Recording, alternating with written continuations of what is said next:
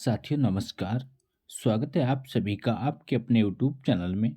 आज की इस वीडियो में लेकर आए हैं जनरल नॉलेज के टॉप 30 क्वेश्चन जो आपकी आगामी सभी परीक्षाओं के लिए हेल्पफुल होने वाले हैं। तो चलिए दोस्तों, लेते हैं आज का पहला प्रश्न। पहला प्रश्न है, दक्षिण भारत में सिंचाई व्यवस्था का अग्रदूत किसे माना जाता है? बताइए दोस्तों, दक्षिण भारत में सिंचाई व्यवस्था का अग्रदूत किसे माना जाता है? तो वो मानते हैं सर आर्थर कॉटन, यानी कि ये ऑप्शन राइट हो जाएगा। सर आर्थर कॉटन को दक्षिण भारत में सिंचाई व्यवस्था का अग्रदूत माना जाता है। अगला क्वेश्चन है, बिहार में परमानेंट सेटलमेंट लागू करने का कारण क्या था? बताइए दोस्तों, बिहार में परमानेंट सेटलमेंट लागू करने का क्या कारण था? तो वो था भू राजस्व का राजस्व निर्णय करना, यानी कि सी ऑप्शन करेक्ट हो जाएगा। अगला क्वेश्चन है, किसके शासनकाल में भू राजस्व से संबंधित स्थायी बंदोबस्त स्थापित किया गया? बताइए दोस्तों, किसके शासनकाल में भू राजस्व से संबंधित स्थायी बंदोबस्त स्थापित किया था? तो वो किया गया लॉर्ड कॉर्नवालिस, यानी कि सी ऑप्शन करेक्ट हो जाएगा।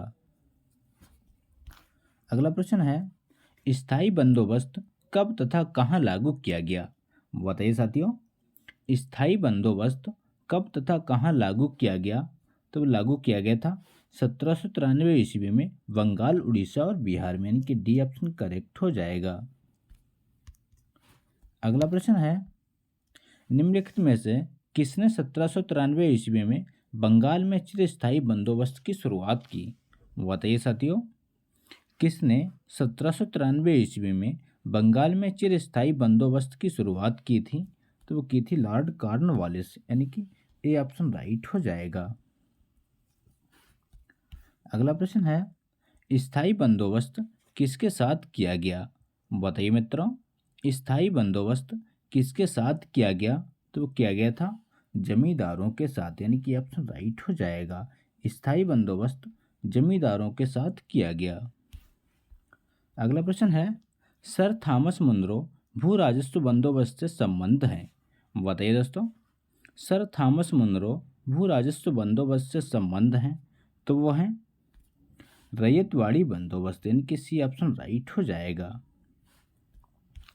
अगला क्वेश्चन है, मद्रास के रैयतवाड़ी बंदोबस्त से कौन संबंधित रहा? बताइए साथियों, मद्रास के रैयतवाड़ी बंदोबस्त से कौन संबंधित रहा? तो वो रहा है मुनरो, यानी कि सी ऑप्शन राइट हो जाएगा। मद्रास के रैयतवाड़ी बंदोबस्त से मुनरो संबंधित हैं। अगला प्रश्न है, ब्रिटिश व्यवस्था में रैयतवाड़ी भू राजस्व संग्रह प्रचलित था? बताइए दोस्तों, ब्रिटिश व्यवस्था में रैयतवाड़ी भू राजस्व संग्रह प्रचलित था? तो प्रचलित था दक्षिण भारत में, यानी कि डी ऑप्शन राइट हो जाएगा। अगला क्वेश्चन है, वह प्रथा जिसमें किसान स्वयं भूमि का मालिक होता है और सरकार को भू राजस्व का भुगतान करना होता है, कौन सी है? बताइए साथियों, वह फिरता कौन सी है जिसमें किसान स्वयं भूमि का मालिक होता है और सरकार को भू राजस्व का भुगतान करना होता है? तो वह फिरता है रैयतवाड़ी फिरता, यानी कि बी ऑप्शन राइट हो जाएगा। अगला क्वेश्चन है, भू राजस्व से संबंधित महलवाड़ी व्यवस्था का जनक किसे माना जाता है? बताइए दोस्तों, भू राजस्व से संबंधित महलवाड़ी व्यवस्था का जनक किसे माना जाता है? तो मानते हैं होल्ट मैकेंजी, यानी कि ऑप्शन राइट हो जाएगा। होल्ट मैकेंजी को महलवाड़ी व्यवस्था का जनक माना जाता है। अगला प्रश्न है, महलवाड़ी व्यवस्था ब्रिटिश सरकार द्वारा किसके साथ स्थापित की गई? बताइए दोस्तों, महलवाड़ी व्यवस्था ब्रिटिश सरकार द्वारा किसके साथ स्थापित की गई? तो वो की गई थी पूरे गांव, यानी कि महल के साथ। तो इस क्वेश्चन का राइट आंसर ए हो जाएगा। अगला क्वेश्चन है, महलवाड़ी व्यवस्था का प्रसार क्षेत्र कहाँ तक था? बताइए दोस्तों, महलवाड़ी व्यवस्था का प्रसार क्षेत्र कहाँ तक था? तो वह था उत्तर प्रदेश, मध्य प्रदेश और पंजाब प्रांत, यानी कि इस सभी में महलवाड़ी व्यवस्था का प्रसार क्षेत्र था, यानी कि डी ऑप्शन राइट हो जाएगा। अगला प्रश्न है, चंपारण में 3 कठिया प्रथा का तात्पर्य क्या है? बताइए दोस्तों, चंपारण में तिनकठिया प्रथा का तात्पर्य था, तो वो था 3/20 भूभाग पर नील की खेती करना, यानी कि ए ऑप्शन राइट हो जाएगा।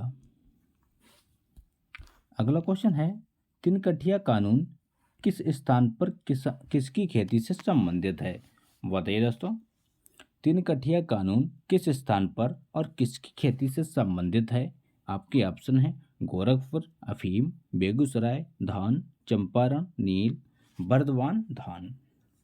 तो इस क्वेश्चन का राइट आंसर है चंपारण नील, यानी कि सी ऑप्शन राइट हो जाएगा। अगला क्वेश्चन है, भारत में प्रथम चाय बागान 1835 ईस्वी में कहाँ लगाया गया? बताइए दोस्तों, भारत में प्रथम चाय बागान 1835 ईस्वी में कहाँ लगाया गया? तो वो लगाया गया था असम में, यानी कि ऑप्शन राइट हो जाएगा। अगला प्रश्न है, असम की सर्वप्रथम चाय कंपनी की स्थापना कब की गई? बताइए दोस्तों, असम की सर्वप्रथम चाय कंपनी की स्थापना कब की गई? तो की गई थी 1839 ईस्वी में, यानी कि सी ऑप्शन राइट हो जाएगा। 1839 ईस्वी में सर्वप्रथम असम की चाय कंपनी की स्थापना की गई। अगला प्रश्न है, 20वीं सदी में नील उद्योग का पतन हो गया था, इसका मुख्य कारण क्या है? बताइए दोस्तों, 20वीं सदी में नील उद्योग का पतन हो गया, इसका मुख्य कारण था कृत्रिम नील का उत्पादन, यानी कि ऑप्शन राइट हो जाएगा। अगला क्वेश्चन है, अंग्रेजों द्वारा सर्वप्रथम कहवा बागान लगाए गए थे? बताइए दोस्तों, अंग्रेजों द्वारा सर्वप्रथम कहवा बागान लगाए गए थे, तो वो लगाए गए थे वायनाड जनपद में, यानी कि डी ऑप्शन राइट हो जाएगा। अगला क्वेश्चन है, वर्ष 1906 में कृषि के विकास के लिए किसका गठन किया गया? बताइए दोस्तों, वर्ष 1906 में कृषि के विकास के लिए किसका गठन किया गया? तो वो किया गया था भारतीय कृषि सेवा, यानी कि ऑप्शन राइट हो जाएगा। अगला प्रश्न है, 1873 ईस्वी में, सॉरी दोस्तों, 1853 ईस्वी में काव सजी नाना भाई दामार द्वारा सर्वप्रथम सूती मिल की स्थापना कहाँ की गई? बताइए दोस्तों, तो वो की गई थी मुंबई में, यानी कि ऑप्शन राइट हो जाएगा। अगला क्वेश्चन है, 18वीं सदी में बंगाल में वस्त्र उद्योग के पतन के लिए उत्तरदायी कारण था? बताइए दोस्तों, 18वीं सदी में बंगाल में वस्त्र उद्योग के पतन का मुख्य कारण था ब्रिटेन को निर्यात करने वाला माल पर उच्च तटकर, यानी कि सी ऑप्शन राइट हो जाएगा। अगला क्वेश्चन है, भारत में रेलवे का विकास किस गवर्नर जनरल के काल में प्रारंभ हुआ था? बताइए साथियों, भारत में रेलवे का विकास किस गवर्नर जनरल के कार्यकाल में प्रारंभ हुआ? तब हुआ था लॉर्ड डलहौजी, यानी कि बी ऑप्शन राइट हो जाएगा। लॉर्ड डलहौजी के कार्यकाल में रेलवे का विकास हुआ था। अगला क्वेश्चन है, किस विचारक ने भारत में बिछाई गई रेल को आधुनिक युग का अग्रदूत कहा था? बताइए दोस्तों, किस विचारक के द्वारा भारत में बिछाई गई रेल को आधुनिक युग का अग्रदूत कहा गया? तो वो कहा था कार्ल मार्क्स ने, यानी कि बी ऑप्शन राइट हो जाएगा। कार्ल मार्क्स के द्वारा भारत में बिछाई गई रेल को आधुनिक युग का अग्रदूत कहा गया। अगला क्वेश्चन है, 1857 ईस्वी के पश्चात ब्रिटिश ने किस क्षेत्र में सर्वाधिक पूंजी का निवेश किया? बताइए दोस्तों, 1857 ईस्वी के पश्चात ब्रिटिश ने किस क्षेत्र में सर्वाधिक पूंजी का निवेश किया? तो वो किया था रेलवे में, यानी कि ऑप्शन राइट हो जाएगा। अगला प्रश्न है, ब्रिटिश शासन के दौरान भारत में उद्योगों का कोई स्वतंत्र विकास नहीं हुआ, इसका कारण था? तो इसका कारण था धनिक वर्ग द्वारा भू संपत्ति में निवेश, यानी कि डी ऑप्शन राइट हो जाएगा। अगला प्रश्न है, किसने यह विचार किया था कि भारत में ब्रिटिश आर्थिक नीति घिनौनी है? बताइए दोस्तों, यह विचार किसका था कि भारत में ब्रिटिश आर्थिक नीति घिनौनी है? तो वो कहा था कार्ल मार्क्स ने, यानी कि सी ऑप्शन राइट हो जाएगा।